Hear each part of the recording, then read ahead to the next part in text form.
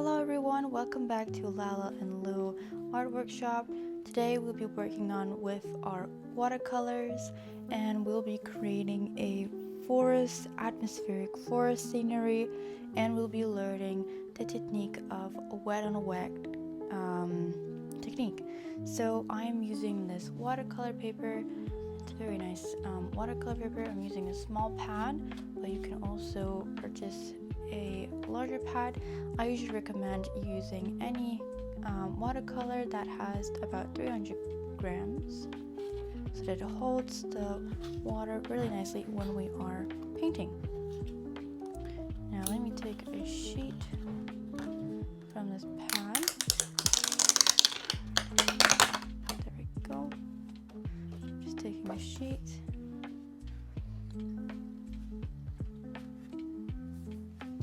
Now we can start painting. Now, as I mentioned, we will be focusing on the wet on wet technique and a layer transparency. So we'll have soft gradients in the background. So to begin, we will take our large brush and just wet our whole page with water, and starting with our background first, since our background will be the lightest area of the scenery. Now for this scenery, you can take any color that you would like, focusing on orange pigments since it's October and it's autumn, and it's just a very nice vibe that I'm just going for. To start our background, we'll start by taking our first color. So I'm mixing a bit of red, a bit of orange, just a tin of blue,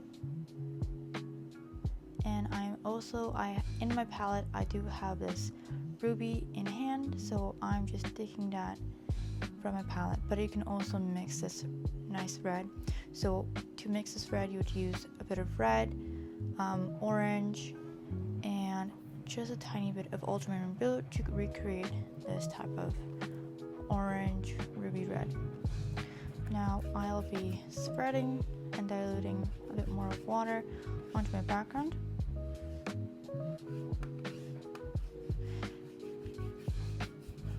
This pigment will become much lighter, so don't worry about your background being a bit too vibrant. It will become lighter as the watercolor dries.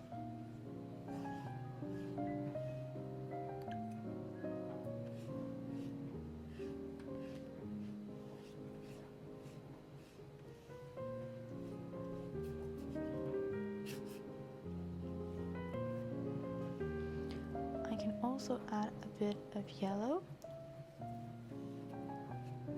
onto my background, so you can add other colors onto it while it's wet.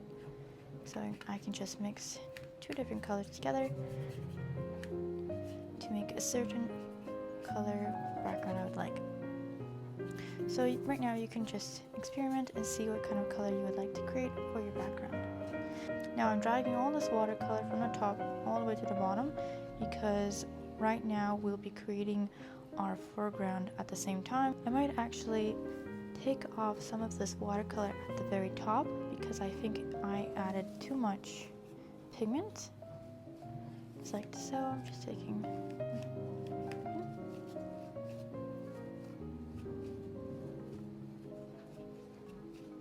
You can do that as well to create a nice transition if you'd like to do that. And I will add just a bit more water from here to there. So I'll add a bit more water again, so it won't leave like a line of where I actually took the paper napkin and removed the watercolor. There. Now we'll be creating our foreground. So I'll be using again the ruby and a bit of more yellow. We want to focus on repeating what we are doing with our background, so light to dark, So I still want to leave everything really nice and light and work my way onto creating a dark foreground.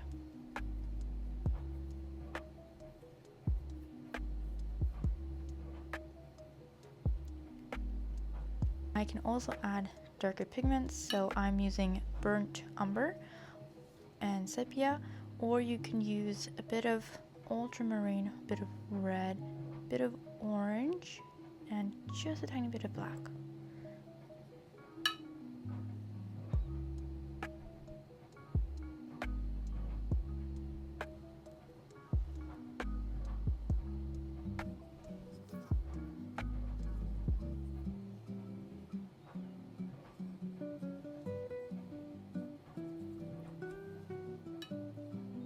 I'm gonna use a bit more red here as well. A bit more darker black. So black and red do mix really nicely together, as you can see on my palette right here. And when I add that onto my paper, it creates a very nice reddish hue. And you can do the same thing if you are doing a different color. So if you're using blue or green, you can add the same black to your palette, and it will create the same color, but in just in a different hue. It'll create the same effect basically.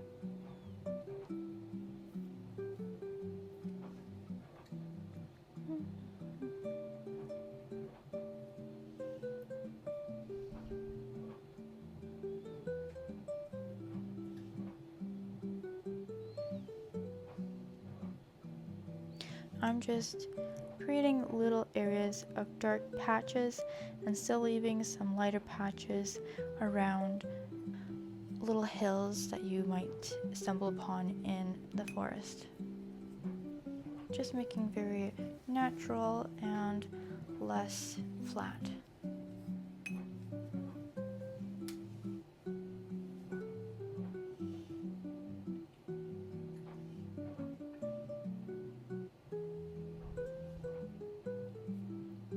So you can add different pigments. So you can add red, you can add a bit of yellow, a bit of dark colors onto this ground while it's still wet. We're working on a wet on wet technique, so we're basically mixing our colors together in this paper, on this paper.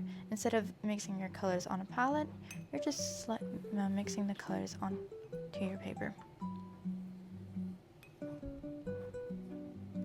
Add a bit more blue actually. So let's see.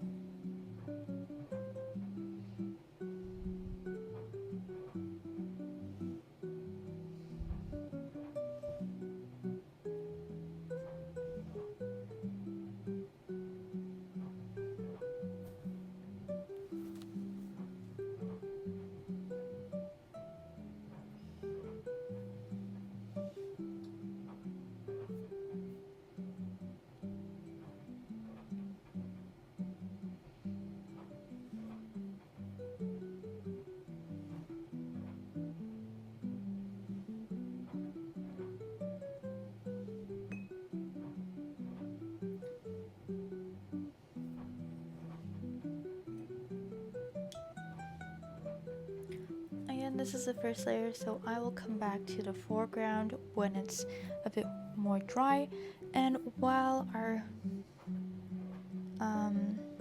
background should have approximately dried by now, so it should be not so wet, but wet enough for us to create our background trees.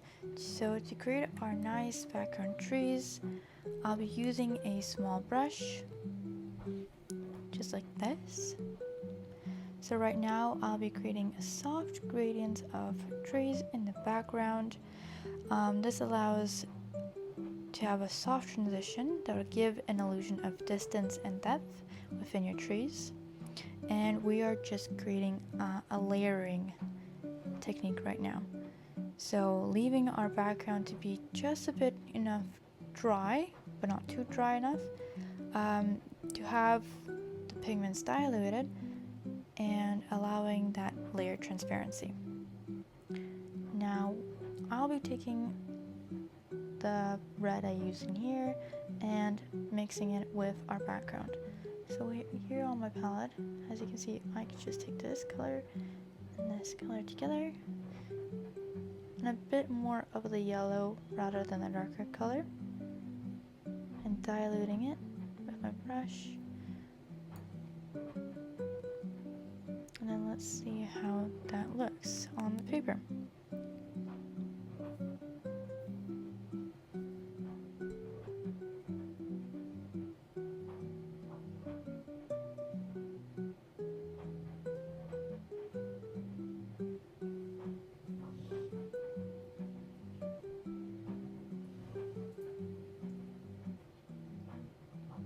Now, if you're while you're creating the lines and you see that the watercolor is spreading like this, so like a little splat, that means that your background is still just a bit too wet, so you should come back to your watercolor painting when it's a bit more dry, or use a heat gun or just a regular hair dry blower, so a hair dryer, and dry it off just a bit so that you can come back to it and start doing your background trees.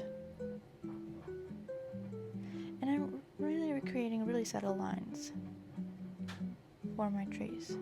I'm not really going into detail because I'll be adding other trees as well, and I can also drag this pigment up onto here, onto the background.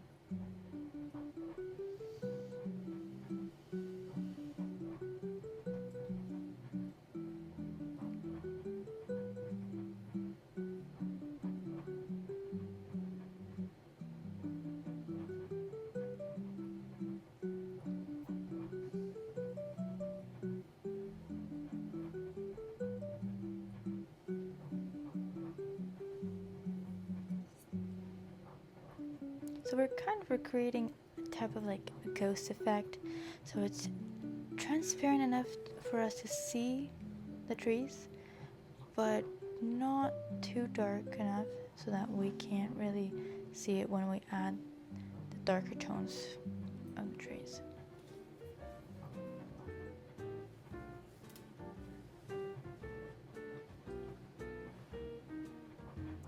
Again, this will give us the illusion that the trees are far away from us and that our painting has lots of depth.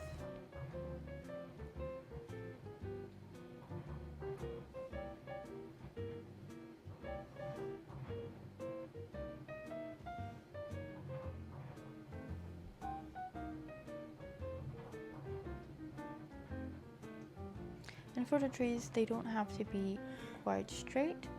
It's actually quite nice to have it less straight and more jagged, so you can create really jagged lines. Because not all trees are actually quite straight, so they're not straight sticks. They have their own personality, and each tree is different and has different branches and different lengths and width, and that way it'll create a very natural effect.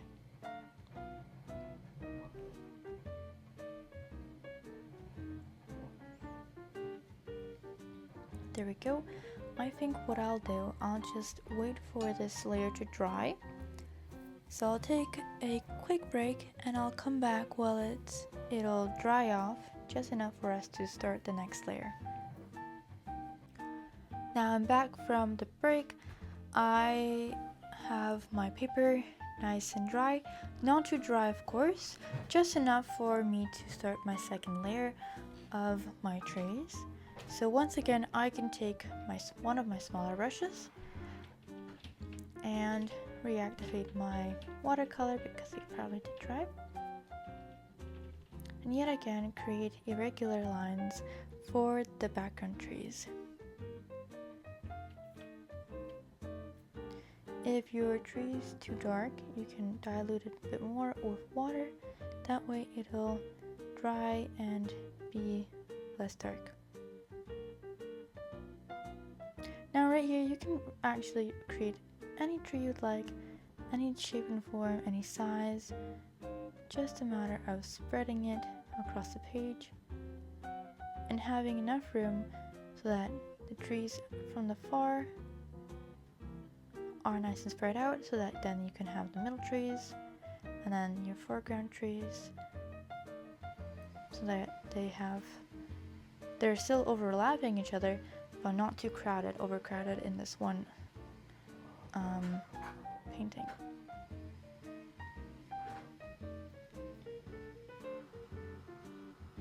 You can also take a medium brush to create thicker trees, so that way the process will be quicker and much easier. But I'm sticking to my smaller brush for the small trees,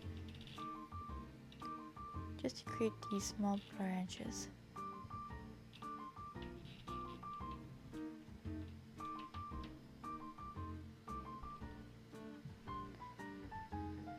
And to create really tiny details, I just slightly take my brush, I work it like a feather, just slightly touching the paper with my brush, and it creates very nice details, fine lines of the branches.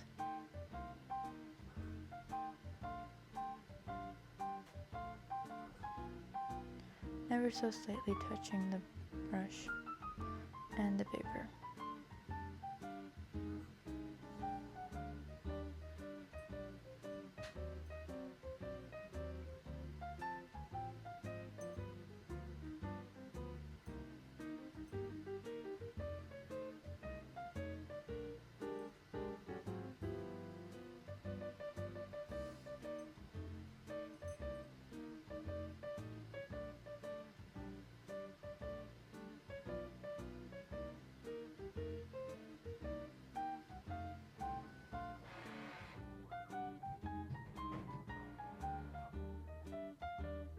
Now we don't need too much detail on our farther trees, since the further they are, the less detail that we can actually visibly see.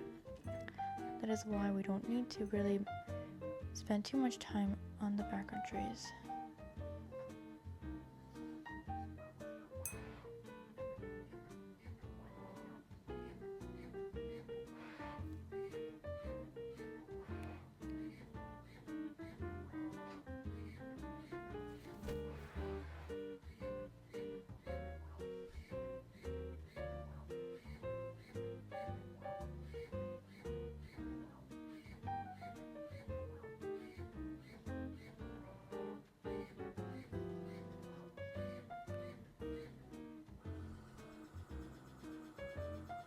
I think that is quite enough for myself. I'm quite satisfied with my background trees, and I can move forward onto the middle ground. So I'll take one of my medium brushes, a bit larger from the smaller brush, and again, this time I'll take just a bit of darker pigment, so less diluted or just less saturated of a lighter tone, just a bit more of a darker tone. Again, I'm just creating irregular lines, just a bit more thicker, so I'm gonna have these trees thicker than the trees in the background that we just did.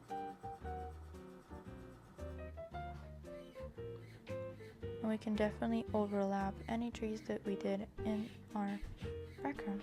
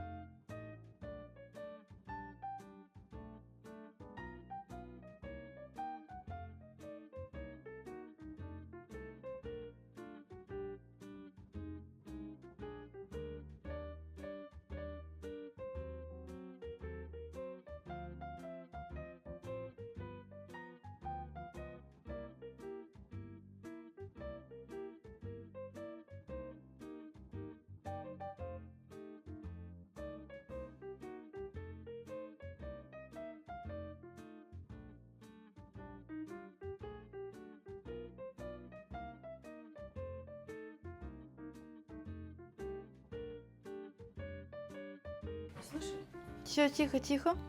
Now I'm creating foliage, so not foliage. Now I'm creating little grass, so just to make it a bit more realistic of the forestry. And now I can dilute this background just a bit more, so that way there's a nice transition.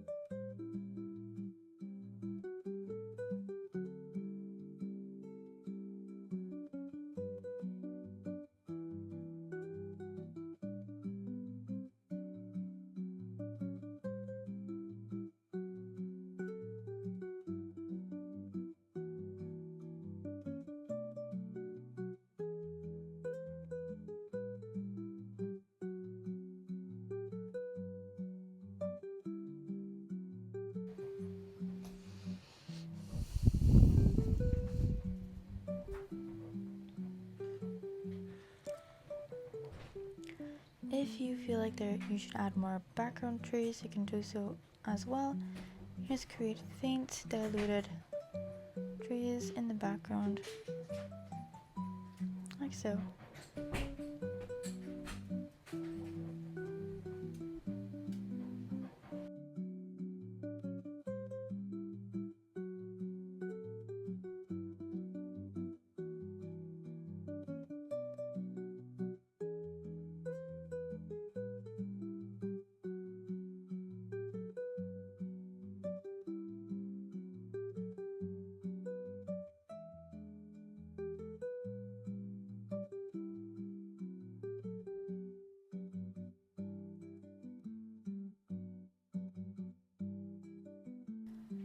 Now I can create my foreground trees.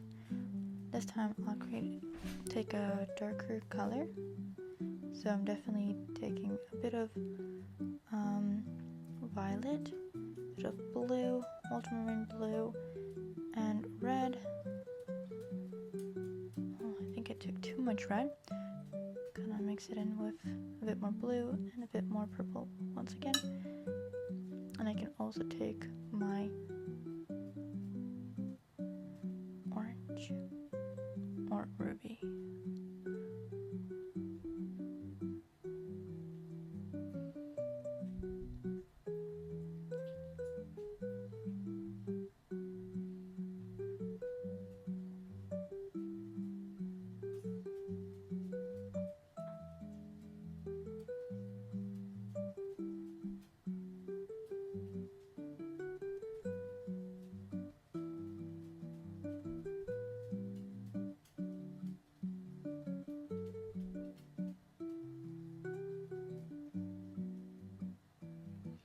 Now this is the final step of creating a very thick and dark tree.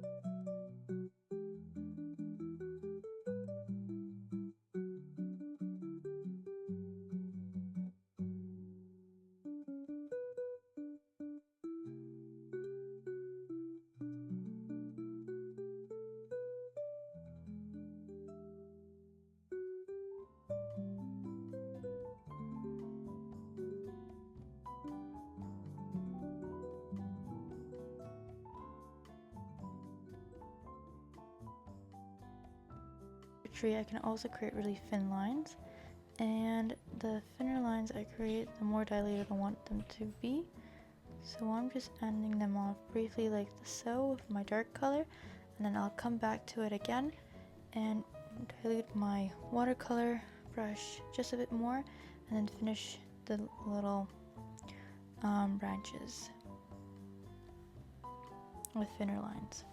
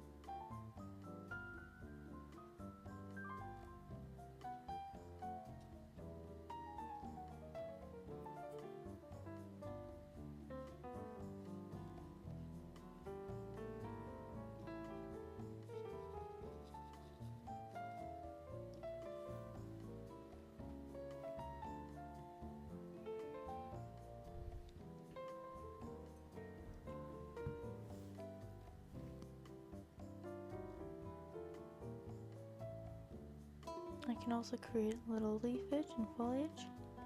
So create little leaves with my diluted water.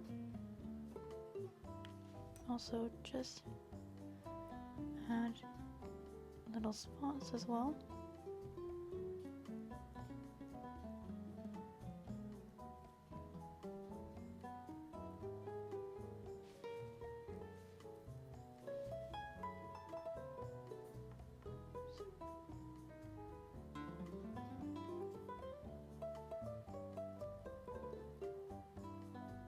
But make sure not to go overboard.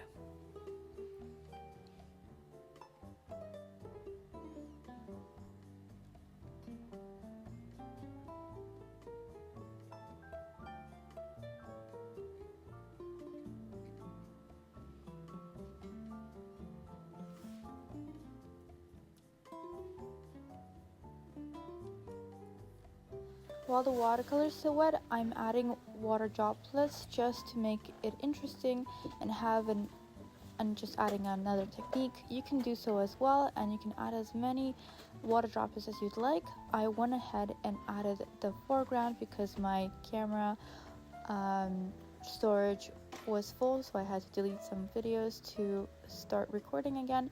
But here I am just finishing up the foreground trees and just creating darker trees in the foreground. The video will cut again because of my memory storage, so I went ahead again and basically I filled in all the gaps that there were in the foreground and added more color. So I added some orange, some red, a bit of green, and just added little dots of yellow even. And since my foreground was still wet, when I added those yellow little dots, they would spread out and create a very nice effect. And this is how it will turn out.